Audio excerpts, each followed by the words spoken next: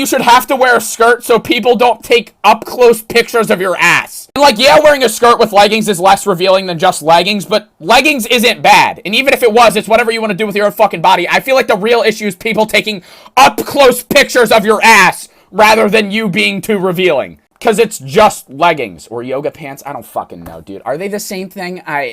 If I ask the girl for chapstick and she just pulls me and then kiss me, I would simply just pass away, bro. Such a relatable moment, dude. If I asked her for some chappy stick and she just pulled me in and kissed me, I would die right on the spot. You would have to cremate my body right there and then, have the funeral service, then fly my ashes out to the Swiss mountains because that's where I want them sprinkled. Actually, wait. Because I died right when she kissed me, I couldn't confess my love to her, which means you're gonna have to tell her that I loved her. Wait on the ashes. See if she's okay with having her ashes sprinkled with mine when she dies in 60 years, and if it's a yes, keep those ashes stored in a container, and then wait for her to die, and then sprinkle both of our ashes in the Swiss mountains. But hey, if she doesn't want to have her ashes sprinkled with mine, I respect women's space, okay? Then just sprinkle them in the Swiss mountains alone, okay? I'm a lone wolf. It's fine. I never understood when parents don't let their kids do shit that they did as a kid. And the parents' general rebuttal is, well, when I was a kid and I was doing it, I knew it was bad, so I'm not going to let my kids do it now. Fucking bullshit flag, bullshit alarm, woo, woo. You don't let your 16-year-old fucking kid stay up past 9 p.m. How the fuck is that bad for them? You just want to keep them locked in the room like they're in solitary confinement fucking reading. Oh my god! And it's always the parents that did the most fucked up shit when they were kids that make their kids just fucking sit in silence and just fucking stare at a wall and contemplate human existence forever. Like, what? Now, I'm not saying let your kid do fucked up shit. I'm just saying, if you're one of those parents that isn't even letting their kid stay up past 9 p.m., when they can fucking drive!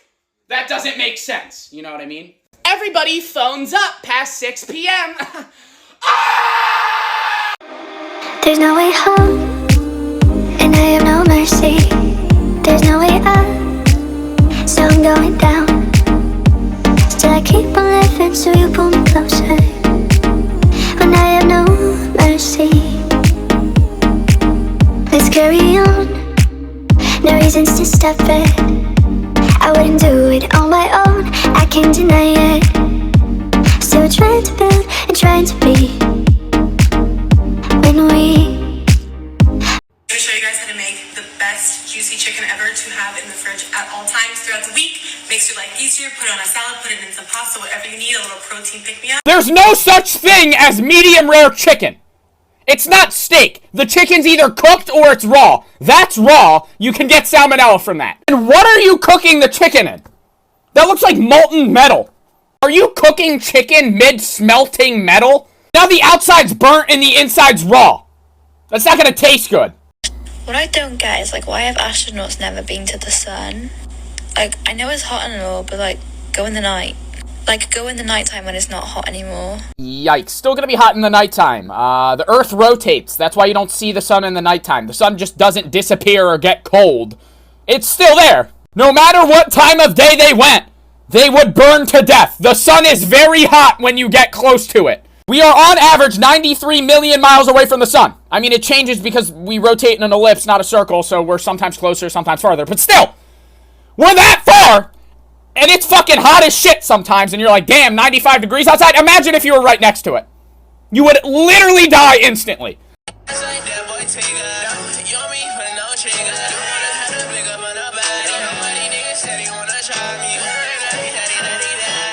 Y'all are doing this in front of the rest of the class. Just do the math problem. The square root of 200 cosine multiplied by something because his head's blocking it. Then either multiplied or subtracted by, because I still can't see it because his chin is blocking it, sine multiplied by negative pi over 4 equals, I don't know.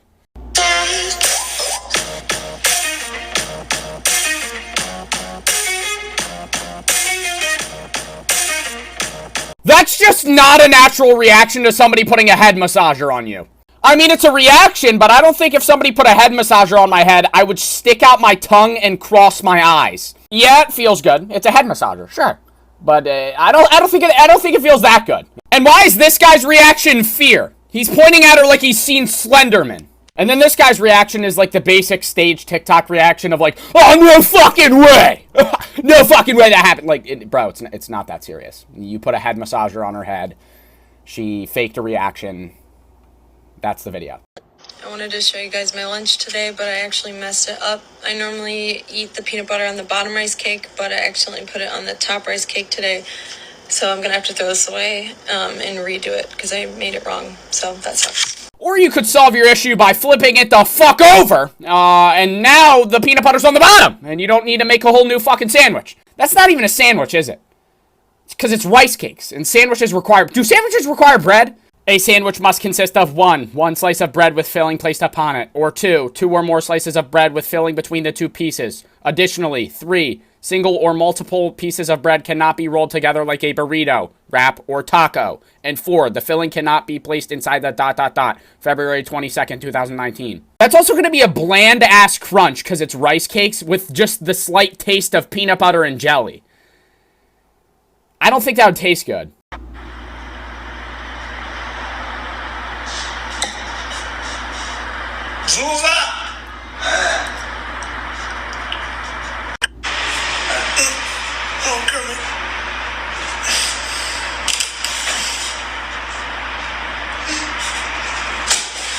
You barely moved his neck, and you believe that you snapped his neck completely, that he died on the spot, and his mouth is now gushing blood. Yeah, it's not like, people like, you know, chiropractors, like, crack people's necks all the time and do shit like that, and, they don't just die instantly when they do that. He's also mumbling weirdly to you from the start, because if he talks loudly, the blood just runs out of his mouth.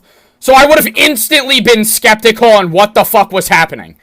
I have a question. How are we breathing in cars? Because, like, there's no air holes in a car. And, like, you shut your doors, so, like, how does the oxygen, like, get in? Okay, well, most people have some sort of air conditioning on, whether that's fucking heat or cooling, or their windows down. But even if all of those are off and your windows are up, you would still likely not suffocate, because there is air filtration in cars in general. Now, some are worse than others. I'm not gonna fucking go through every goddamn car brand and car type and tell you which one you're more likely to suffocate in. But in broad, you are likely fine.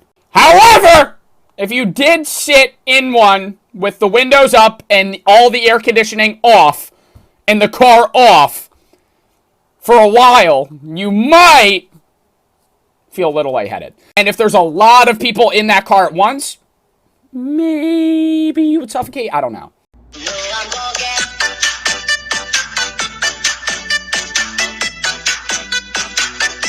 Now that's just grimy. There's no need for this. You could keep the M&Ms in the bag that they're originally packaged in. You could put them in another plastic bag if you already opened that bag. You could do so many things to carry around these M&Ms other than putting them in the back of your hairbrush. The only way this is a better option is if the only other option there is to hold them loose in your pocket on a hot summer's day. Because then they're going to melt in your fucking pocket. That's more disgusting than your hairbrush. Then I'd be like, okay, give me the hairbrush. Otherwise, fuck no. They're just going to get crushed in there. They're also going to be somewhat dirty because it's the back of a hairbrush.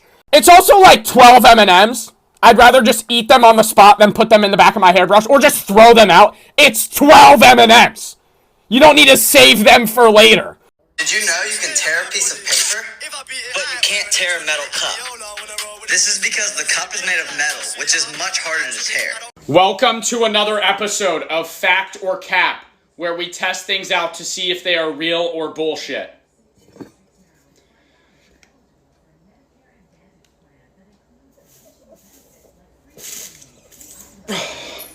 It was a fact. I couldn't tear the cup.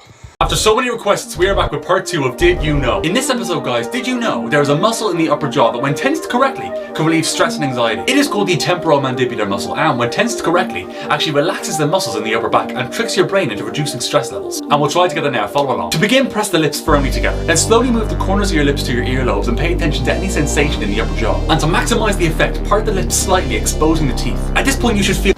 Come on, you look gorgeous. What are you stressed for? How can you be stressed when you're looking? You look like a model. You're a literal spice box. I just want... Oh!